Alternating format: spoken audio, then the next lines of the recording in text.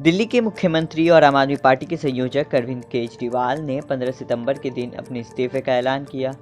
Jail से बाहर आने के बाद केजरीवाल ने ये घोषणा की कि 2 दिन के बाद वो अब सीएम पद से इस्तीफा दे देंगे और इसके बदले में आम आदमी पार्टी की ओर से कोई और सीएम पद का चेहरा होगा।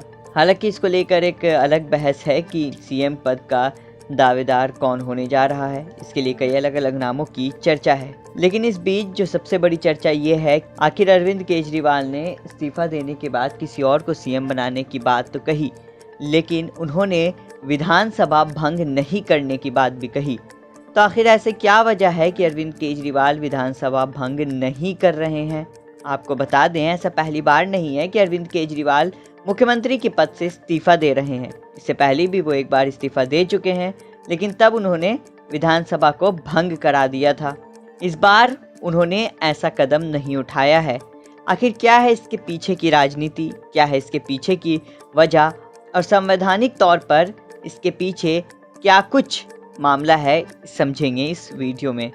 विधानसभा भंग ना करने के पीछे अगर सबसे बड़ी वजह देखें तो ये है दिल्ली में चुनाव को लेकर समय दिल्ली सरकार के हाथ में नहीं है। यानी दिल्ली सरकार चुनाव की तारीखें तय नहीं कर सकती है। दिल्ली की मौजूदा विधानसभा का कार्यकाल अगले साल फरवरी 23 में समाप्त हो जाएगा। राष्ट्रीय राजधानी में फरवरी 25 के शुरुआती दिनों में ही विधानसभा के चुनाव कराए जाएंगे। केजरीवाल ने रविवार को मांग की कि दिल्ली में नवंबर में ही चुनाव किए जाएं, जो कि महाराष्ट्र के साथ हो। अगर दिल्ली में समय से पहले चुनाव कराना है तो निर्वाचन आयोग को पत्र लिखकर दिल्ली सरकार को इसका कारण बताना पड़ेगा। हालांकि एक्सपर्ट्स का कहना है कि दिल्ली में विधानसभा चुनाव कब करना है, इस संबंध में अंतिम फैसला चुनाव आयोग ही लेगा।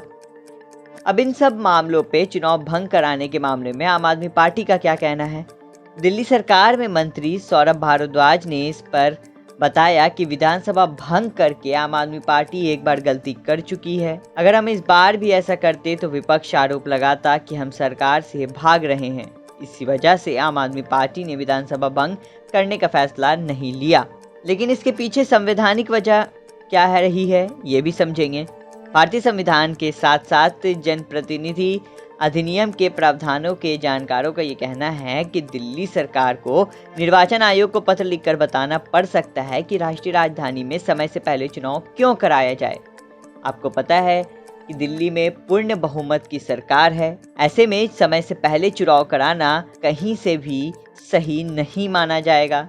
लेकिन इस संबंध में अंतिम फैसला जो होता है वो चुनाव आयोग ही लेगा।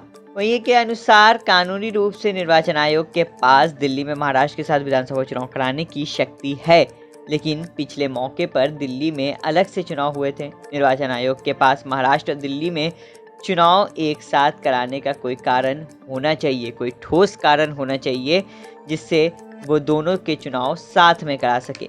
लेकिन सबसे बड़ा मसला ये है कि चुनाव कराने से पहले चुनाव की तैयारियां भी होनी चाहिए।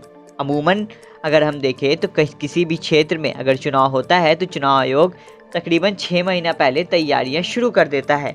ऐसे में फरवरी के महीने में दिल्ली में विधानसभा के चुनाव होने हैं और अगर ये चुनाव पहले होते हैं तो चुनाव आयोग के सामने कई बड़ी चुनौतियां हैं, जैसे कि वोटर लिस्ट को अपडेट करवाना। इसके साथ ही आपके पास पर्याप्त मात्रा में सुरक्षा बल होने चाहिए। इसके साथ ही पैसे का भी इंतज़ाम पूरी तरीके से होना चाहिए। वहीं अगर हम आम आदमी पार्टी की नज़र से इस विधानसभा भंग ना करने को देखें तो इसके पीछे की कई बड़े वजह हैं, जैसे कि अभी केजरीवाल सरकार के पास कई ऐसे अहम घोषणा हैं जो कि चुनाव में उनको मदद पहुंचा सकती है। मिसाल के तौर पर अगर हम देखें तो दिल्ली सरकार की ओर से बजट में दिल्ली की महिलाओं को हर महीने 1,000 रुपये देने की घोषणा की थी। अभी तक ये घोषणा कैबिनेट से पास नहीं हुई है। वहीं इस घोषणा से पहले ही अरविंद केजरीवाल जेल चले गए थे, जिसके कारण ये सभी घोषणा रुकी हुई है। ऐसा माना जा रहा है कि नए सीएम के पीछे भी यही वजह है कि जो घोषणाएं रुकी हुई हैं उस पर मुहर लगे और आने वाले विधानसभा चुनाव में आम आदमी पार्टी इसका फ़ायदा उठा सके। वहीं इसका एक और वजह है कि अगर इस वक्त अरविंद केजरीवाल विधानसभा को भंग करते तो दिल्ली पर केंद्र का प्रशासनिक नियंत्रण होता। ऐसे में एक लंबे समय तक दिल्ली की बागडोर एलजी के हाथों में रहती। तो ये थी कुछ अहम वजहें जिसके कारण फिलहाल अरविंद केजरीवाल ने विधानसभा को भंग न करने का फैसला लिया है।